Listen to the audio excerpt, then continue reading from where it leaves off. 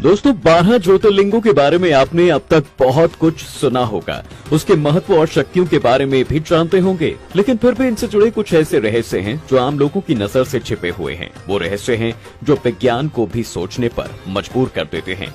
पर सोचने वाली बात है कि आखिर वो रहस्य कौन से हैं। देखिए, जानकारों की माने तो सारे ज्योतिर्लिंगों की पोजीशनिंग बहुत खास तरीके से की गई है। केदारनाथ से लेकर रामेश्वरम तक के 5 मंदिर भारत के नक्शे पर एक सीधी रेखा में नजर आते हैं। एक दूसरे से हजारों किलोमीटर दूर होने के बावजूद भी ये सारे ज्योतिर्लिंग एक सीधी रेखा बनाते हैं। मान्यताओं के अनुसार ये 5 ज्योतिर्लिंग प्रकृति में मौजूद 5 तत्वों के प्रतीक हैं, जिन्हें आप आकाश, वायु, अग्नि, जल और पृथ्वी के नाम से जानते हैं। यही वजह है कि इन्हें 5 भूमि भी कहा जाता है। पर सोचने वाली ये भी बात है कि ऐसा हुआ कैसे, क्योंकि दोस्तों तब के ऋषि मुनियों के पास ऐसी कोई टेक्नोलॉजी नहीं हुआ करती थी कि वो इन ज्योतिर्लिंगों को इतनी दूर दूर एक सीधी रेखा में स्थापित कर सकें।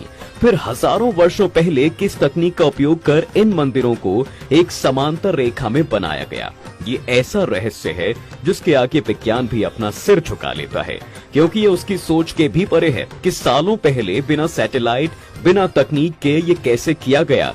वहीं कुछ लोगों का ये भी मानना है कि सारे ज्योतिर्लिंग मिलाकर एक शंख का आकार बनाते हैं, जिससे सनातन धर्म में धार्मिक शक्ति और आत्मिकता का प्रतीक माना जाता है। अब दोस्तों ज्योतिर्लिंगों का मतलब थोड़ा और समझने के लिए वेस्टर्न साइंटिस्ट और फिलोसोफर अपनी अपनी थियरीज देते हैं, जिसके अनुसार कुछ लोगों का मानना है कि ज्योतिर्लिंग एलियन रॉकेट शिप्स हैं, तो कुछ लोगों का ये भी मानना है कि मनुष्य में मौजूद स्त्री और पुरुष की शक्ति का प्रतीक है, या फिर ये कह लीजिए कि ये शिव और शक्ति के मिलन का प्रतीक है।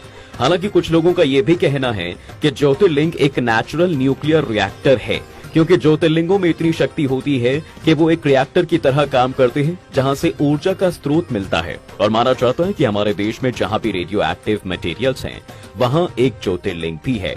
यही वजह है कि असली न्यूक्लियर रिएक्टर्स को भी एक शिवलिंग के रूप में बनाया जाता है। इन सारी थियरीज में एक बात कॉमन है वैसे दोस्तों, वो ये है कि सबका ये कहना है कि ज्योतिर्लिंग के बहुत ताकतवर ऊर्जा का केंद्र है। इसी वजह से लोगों का मानना है कि ज्योतिर्लिंग की पूजा करने से या उसके आसपास मौजूद होने से इंसान को अपने अंदर एक ऊर्जा महसूस होती है।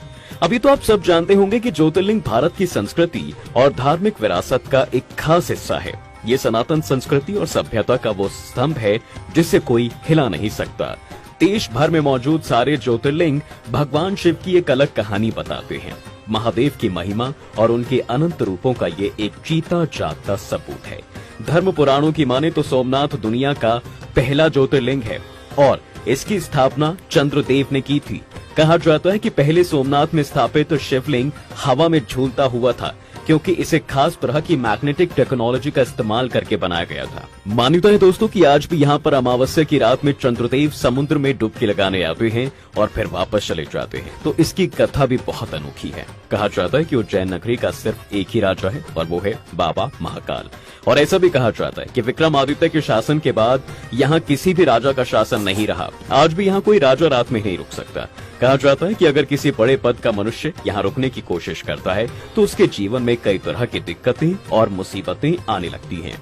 इसके साथ ही बनारस में स्थित काशी विश्वनाथ ज्योतिर्लिंग की महिमा सबसे निराली है, क्योंकि ये वो जगह है जो शिव जी को सबसे ज्यादा प्रिय है। और ये भी कहा जाता है कि बनारस भगवान शिव के त्रिशूल पर विराजमान है। इसे तीनों लोकों में सबसे न्यारी नगरी कहा गया है।